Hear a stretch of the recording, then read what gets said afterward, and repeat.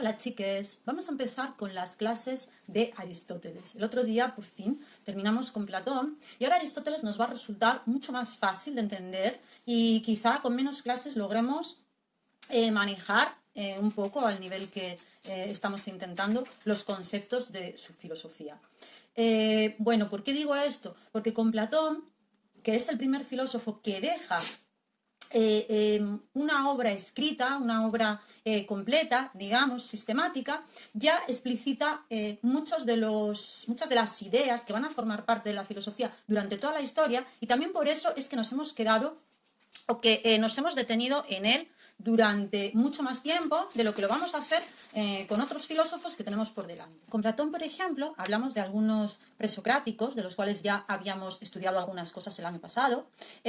Con Platón también establecimos la diferencia entre el cosmos aistetos y el cosmos noetos, el mundo intelectual y el mundo sensual. Con Platón también hablamos de la idea de esencia, de lo que es la esencia, y de cómo también la filosofía consiste básicamente en la búsqueda de estas esencias. También vimos lo que era physis, lo que era psique. Entonces tenemos mucho ganado ya de lo que es, bueno, las concepciones no solo filosóficas, sino también de las concepciones que se movían en el mundo griego y que nos permiten entender tanto el mundo griego como el inicio de la filosofía y, por tanto, esa impronta griega que siempre vamos a encontrar en cualquier filósofo que estudiamos, aunque sea alguien contemporáneo. Entonces, por esa razón, ya tenemos mucho camino abierto y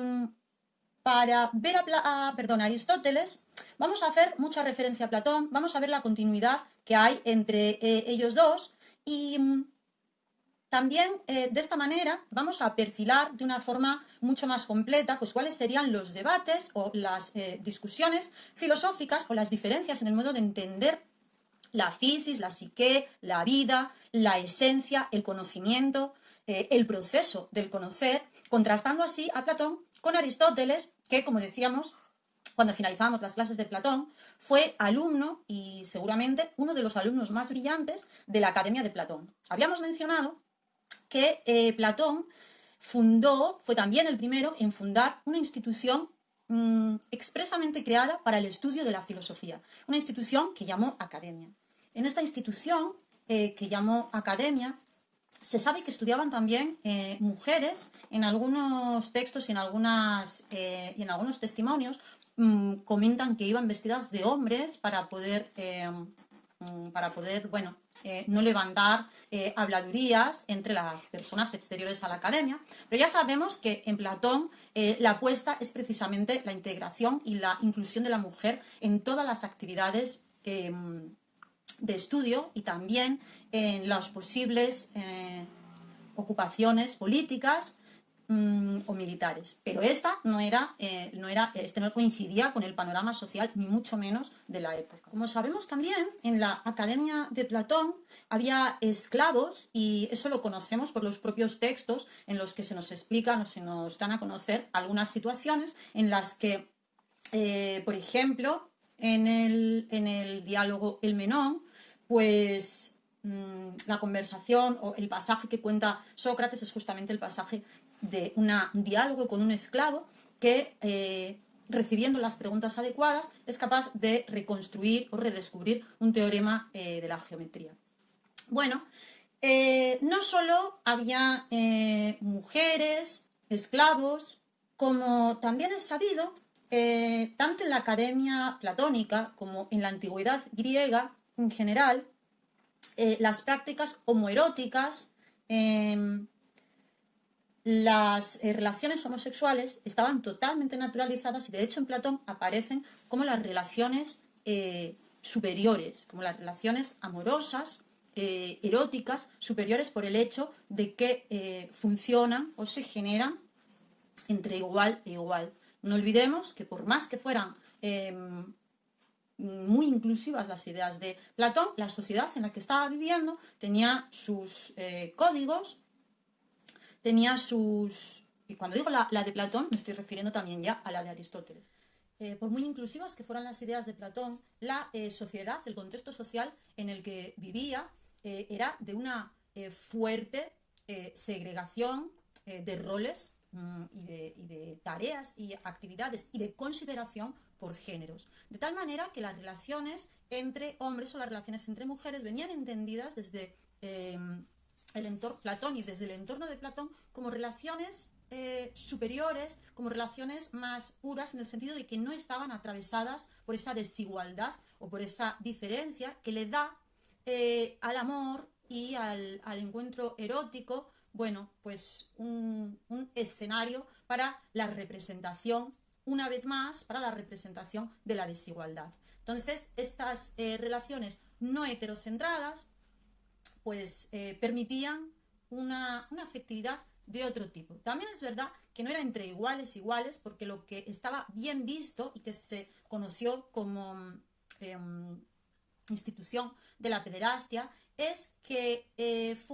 hubiera una diferencia de edad y fuera un chico joven de aproximadamente 15, 16 años el que empezara a tener relaciones con un hombre más mayor, aproximadamente de 30 años, con el que se iniciaba en las artes militares, en los ejercicios gimnásticos, en la sociedad y con quien también habría algún modo de experiencias eróticas. Esto lo podemos ver en los diálogos de Platón, en los que se habla muy abiertamente de la belleza del chico nuevo que aparece o de las relaciones o de los indirectos flirteos o directos flirteos que se producen. Y por ejemplo en el banquete pues vemos claramente cómo se habla pues de la relación entre Sócrates y Alcibíades, de cómo había pues un tonteo, de cómo había un flirteo, un cierto cortejo y bueno, toda esa lírica de la seducción o todo ese humor de la seducción. En este contexto de la Academia Platónica va a surgir una filosofía que por escrito tiene un tono más áspero que el de Platón. Ya no está escrita en diálogo y es la de Aristóteles. Por eso también resulta habitualmente más fácil, aunque los contenidos son ampliamente dificultosos también los de Platón, sobre todo cuando queremos profundizar en él. Pero va a resultar más fácil de leer en el sentido de que nos permite entenderlo a distintas capas de profundidad. Y esa especie de diálogo también nos daba muchos elementos de conocimiento de tipo cultural, de tipo sociológico, antropológico de la época. Los textos de Aristóteles van a ser mucho más sobrios, no hacen alusión a las relaciones que hubiera entre ellos, tampoco hace mención a esas relaciones homoeróticas que sin embargo intuimos o deducimos que también habría entre Aristóteles y otros miembros de la academia y probablemente con Platón, que fue su maestro y que por tanto se daba, pues esta relación, estos roles, estos papeles de introducción del más joven en la vida social y en diferentes aspectos del saber. Entonces, igual que cuando hablábamos de Platón, comentábamos ese contexto de los sofistas para entender con quiénes polemizaba Platón, con quiénes discutía, con quiénes hablaba, con quiénes también establecía en algunas cosas una línea de continuidad y con quienes rompía en otras, pero desde una dialéctica interna y desde un conjunto de problemas comunes que planteaban, aunque luego los resolvieran de diferente manera o tuvieran distintas posiciones respecto de estas ideas. De la misma forma que hablábamos de esto, necesitamos volver a hablar de la Academia de Platón para entender cuál era el contexto de formación, de crianza, de impronta filosófica de Aristóteles. Aristóteles fue alumno de Platón durante 20 años, muchos años. Sabemos que la Academia de Platón estaba en Atenas, pero Aristóteles, sin embargo, no era ateniense, era un extranjero en esta ciudad y, sin embargo, va a tratar también todas las cuestiones y las temáticas dedicadas al Estado, un poco partiendo de las clasificaciones que hacía Platón. Igualmente, donde vamos a ver un mayor alejamiento, a mi modo de entender, entre Platón y Aristóteles es justamente en la visión política. Siendo la de Aristóteles, a mi modo de ver también, más conservadora, aunque haya sido punto de referencia después de muchos filósofos contemporáneos, sobre todo. Y aunque haya tenido como más predicamento las divulgaciones de su filosofía, pero ojo, han tenido más predicamento las divulgaciones que a veces son vulgarizaciones de su filosofía y en este sentido simplificaciones que a veces no del todo atinan a expresar las ideas que realmente Aristóteles nos quería transmitir. Bueno, 20 años en la Academia de Platón, en Atenas, cuando realmente Aristóteles es macedonio, es por tanto de un territorio diferente, es de una patria diferente a la de Platón. Aristóteles nació en Estagira, pertenece al reino de Macedonia. Este territorio que podéis buscar, por ejemplo, en Wikipedia, así como Atenas, para ver las distancias que había y haceros una composición un poco más real de lo que era la Grecia antigua, porque en muchas ocasiones nos hablan de la Grecia antigua casi como si fuera o como si se situara en el mismo territorio que la Grecia moderna y como si recogiera nada más un tipo de cultura y como si además también fuera la cuna de Occidente, cuando realmente los territorios que se atribuyen a la antigüedad griega no coinciden ni mucho menos exactamente con la Grecia moderna, ni siquiera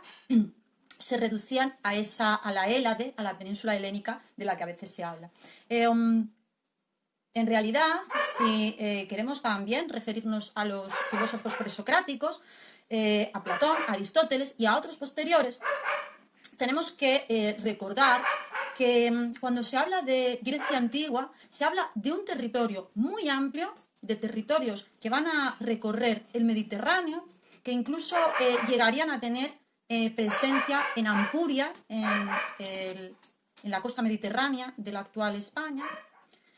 y además también se extendía por vastas zonas de Turquía, de la actual Turquía, tal manera que si quisiéramos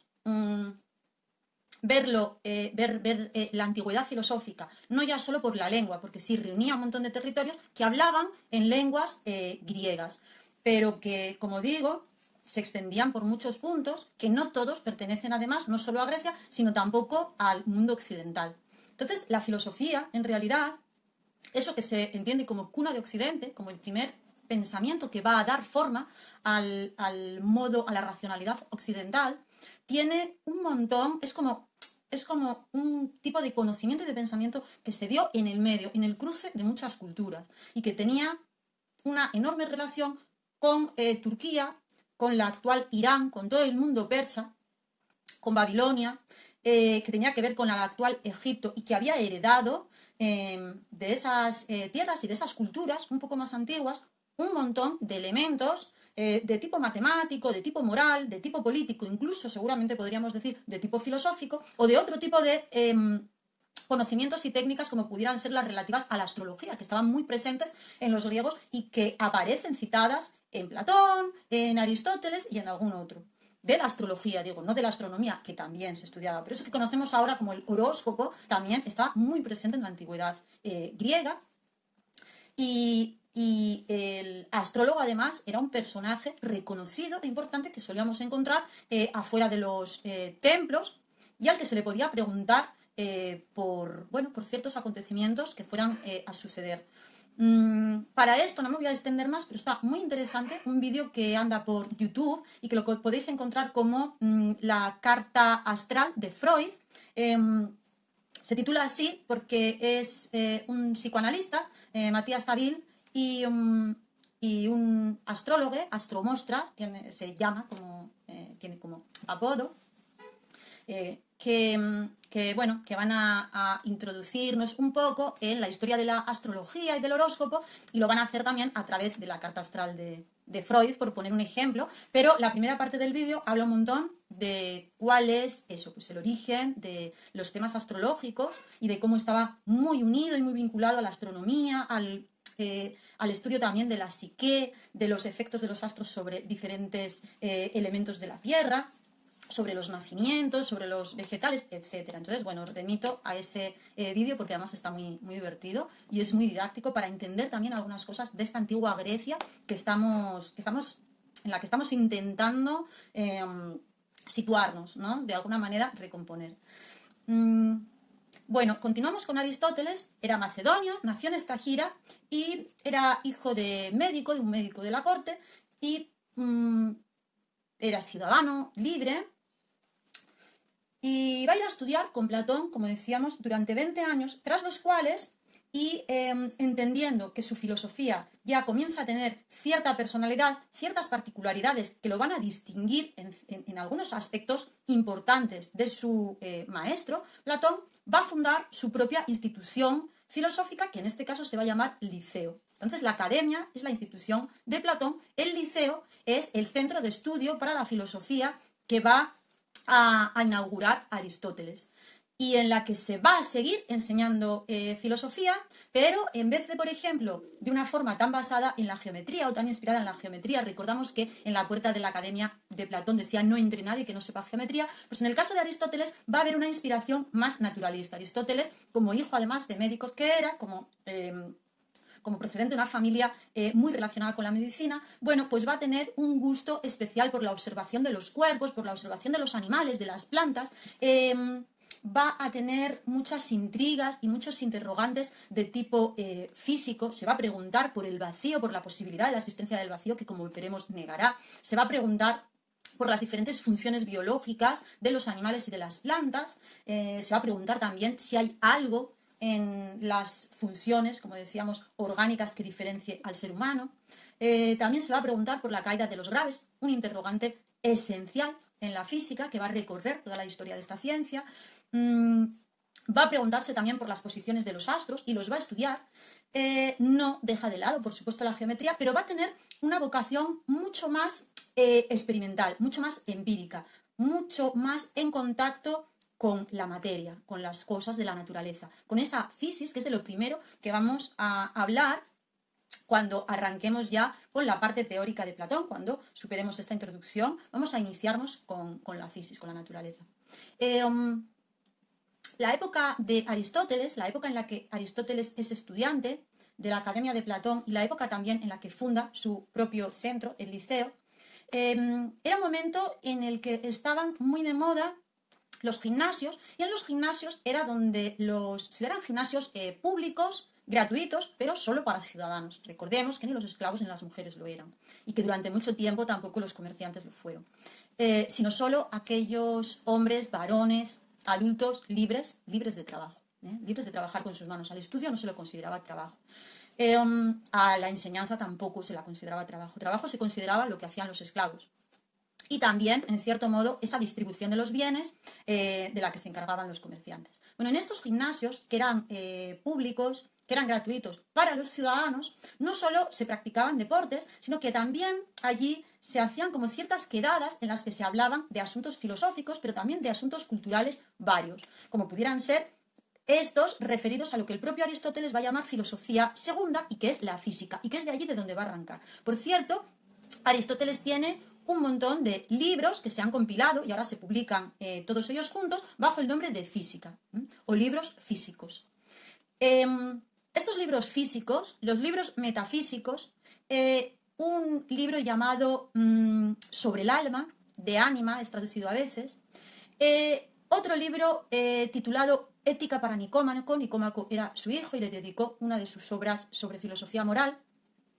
Y otro libro llamado Política, van a ser las obras que más presentes, y otro más, Del cielo, de Caelo, van a ser las obras que más presentes vamos a tener como bibliografía, digamos, de todas las cosas que vamos a ir presentando en las próximas clases, en todas estas videoclases que vamos a dedicar a Aristóteles. De esos libros, esencialmente, van a estar sacadas mis propuestas y todo aquello que os invito a reflexionar y a estudiar. Decíamos que Aristóteles era macedonio, había nacido en Estagira y morirá, no me acuerdo ahora cómo se llamaba el lugar, pero morirá también en una ciudad de Macedonia, porque después de abrir su propio liceo en Atenas y dar clase en él, como decíamos, con una filosofía no tan distante de la de Platón, pero mucho más apegada a lo empírico, a la observación de la naturaleza, a la fisis, al movimiento, y no tanto a lo inmutable, sino a aquello que cambia. Aristóteles se va a interesar, en esto sí que vemos un punto muy diferente, una onda muy diferente, en lugar de interesarse por lo inmutable, por la eternidad de las ideas o del mundo intelectual, va a tener un especial interés, una especial afición a observar aquello que cambia. Y va a tratar de justamente explicar el cambio como si el cambio fuera, el cambio y el movimiento, que es un tipo de cambio, como si el cambio y el movimiento fueran el elemento esencial de la fisis, la forma de ser de la fisis, el cambio y el movimiento. Y por eso Aristóteles se va a centrar o va a intentar averiguar cuáles son las causas del movimiento, cuáles son las causas del cambio, y de esta forma adentrarse en las diferentes maneras en las que podemos explicar la aparición y la supresión de diferentes entes naturales, el nacimiento y la muerte, el cambio de lugar, la traslación, pero también cómo los cuerpos se mueven unos a otros, cómo aquellos que están vivos se distinguen por tener en sí el principio, el motor, el principio de su movimiento, es decir, estar movidos con un motor interno en lugar de ser vapuleados únicamente en el contacto por otros cuerpos. Es decir, donde Platón desterraba de alguna manera o entendía el estudio de aquello que cambia como un estudio que no podía llegar a obtener ninguna perfección, porque la realidad misma que estudiaba era una realidad cambiante y por tanto imperfecta, donde Platón buscaba dentro de eso que cambia qué era lo eterno. Aristóteles se va a centrar sobre todo en explicar justamente el cambio. Ahora bien, ¿qué va a tener, en qué va a seguir súper de acuerdo con Platón? Aristóteles va a continuar pensando, entre otras cosas, que la ciencia debe ser la ciencia que averigua o que rastrea lo eterno, lo universal y lo necesario. Lo que pasa es que en Platón lo eterno, lo universal y lo necesario se van a focalizar sobre todo en el cambio, precisamente, porque para él lo que es eterno, universal y necesario en la fisis, lo que parece que nunca cambia en la fisis, es el propio hecho de que todo cambia. Es el propio hecho del movimiento. El movimiento es lo que caracteriza a la fisis. Esa psique de la fisis que diferentes filósofos y pensadores habían tratado o habían nombrado de diferentes maneras, es para Aristóteles el movimiento de la naturaleza. Una naturaleza en constante brote, en constante cambio, cambios de tipo más superficial, pero también cambios de tipo profundo que justamente dan lugar a esa diversidad de cosas, de elementos de la naturaleza de la que venimos hablando ya desde Platón. Aristóteles genera toda una escuela y todo un grupo de seguidores, se llamaban los peripatéticos, porque tenían la costumbre de transmitir el saber hablando también, igual que Platón. Tampoco en Aristóteles, aunque por su escritura pueda parecer que se correspondería más con las típicas clases que ahora llamamos tradicionales, magistrales, en las que una persona, como sea yo ahora, se pone a explicar algo. En Aristóteles no, continuaba siendo, a pesar de que sus textos son así sobrios, no tienen la forma de diálogo, pero la enseñanza continuaba siendo, como en la Academia de Platón, en forma de diálogo. Y además se dice, y así lo recogen algunas pinturas de la época, que lo que hacían era caminar, pasear, y mientras paseaban iban hablando sobre cuestiones y temas filosóficos, y por eso se les llamaba peripatéticos, eran los que caminaban. Y hay un elemento, un punto súper importante de su biografía, y es que va a ser el mentor, el maestro, el consejero de Alejandro Magno. Entonces, daros cuenta la importancia que tiene esto. Alejandro Magno conquistó lo que para entonces era medio mundo, un universo. Entonces, todo este imperio de Alejandro Magno, en cierto sentido, está vinculado, aunque sea indirectamente, vamos a decir, a la sabiduría que Aristóteles posó y desarrolló en su relación como tutor de Alejandro Magno. Entonces veamos, bueno, que la importancia también que la filosofía tenía en aquella época. Ahora la filosofía prácticamente desde los diferentes gobiernos se la suele tratar como, bueno, como una asignatura que hay que mantener casi por una cuestión de tradición, porque bueno, del conocimiento de estos primeros filósofos y del conocimiento de las distintas figuras que van a ir surgiendo fundamentalmente en Europa, bueno, pues también gracias a eso será una visión en la que parece que la historia del pensamiento, de la ciencia y de la filosofía, pues es europea y occidental, porque nunca se estudia, o bueno, se formatea los programas de tal manera que apenas estudiamos la filosofía de otras culturas y a veces incluso se niega que existiera. Entonces, bueno, por ese lado como que viene bien, aunque ya sabemos que ni siquiera era así en el origen de la filosofía, pero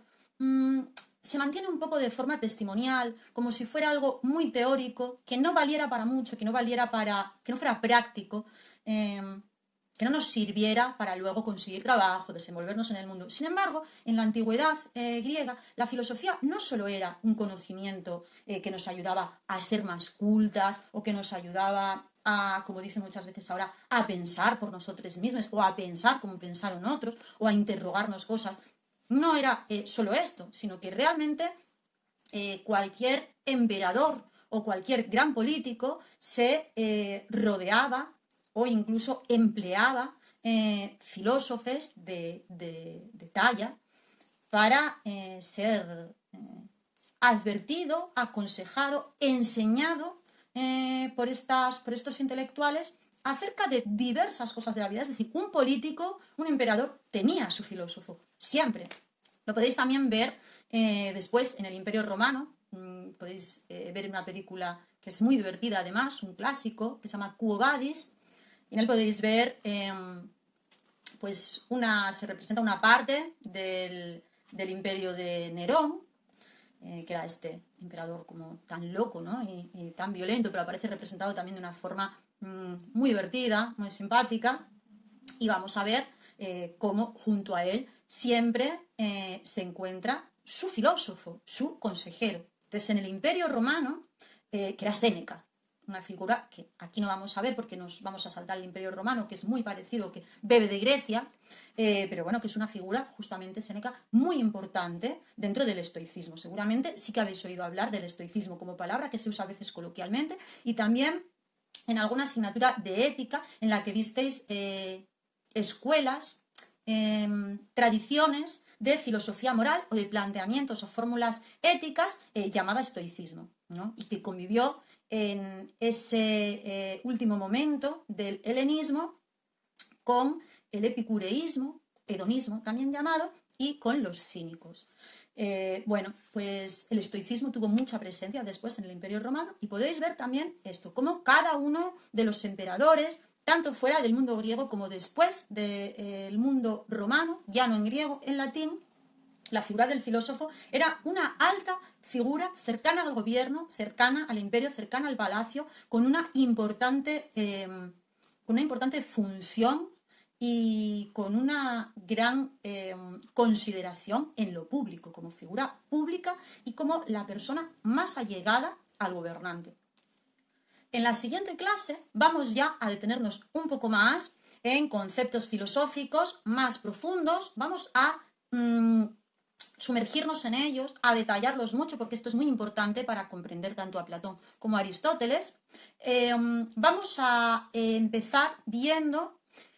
cómo trata y cómo se acerca Aristóteles a la fisis. A partir de su tratamiento de la fisis, veremos también esta continuidad que Aristóteles tiene en el interés por preservar el conocimiento de aquello que es eterno, de esas leyes, de esas tendencias que podemos ver permanentemente en la naturaleza.